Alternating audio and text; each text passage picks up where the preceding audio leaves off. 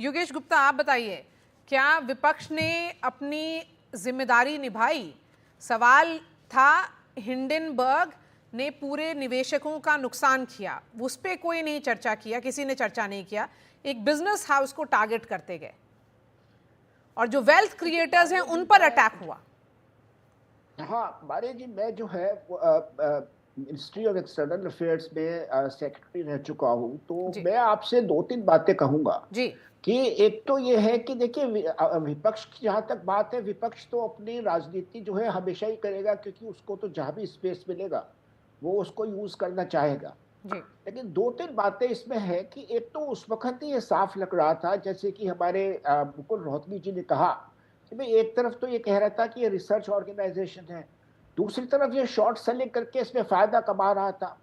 तो तभी ये क्लियर था कि भाई ये जो है कोई जो है मतलब सस्पिशियस चीज है, और इसके बारे में सेबी को तभी कहना चाहिए था कि भाई ये कोई जेन्युइन चीज नहीं लग रही है, और हम इसमें जो है इसको इन्वेस्टिगेट करेंगे। और अभी हम ये कह सकते हैं कि अभी कोई इसमें इसमें तत्व नहीं है, इसमें कोई मतलब वेरासिटी इसकी नहीं है।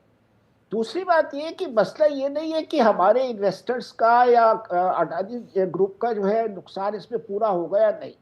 मसला इसमें यह है कि हमारे देश की जो है बहुत बेइज्जती हुई है, जी हमारे देश के इंस्टीट्यूशंस की बेइज्जती हुई है, हमारे देश के एक बहुत बड़े उद्योगपति की बेइज्जती हुई है, हमारे जो है ऑर्गेनाइजेशंस की बेइज्जती हुई है।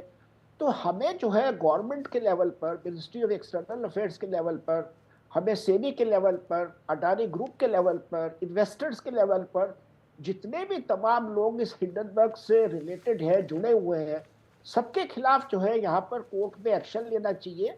और अमेरिकन एम्बेसी के थ्रू जो है, अमेरिकन स्टेट डिपार्टमेंट के थ्रू इन लोगों को लेटर्स रोगेटरी जानी चाहिए, एंड दीज पीपल, इनको फोर्स करना चाहिए कि ये इंडिया में जो है हमारे कानून के सामने आए।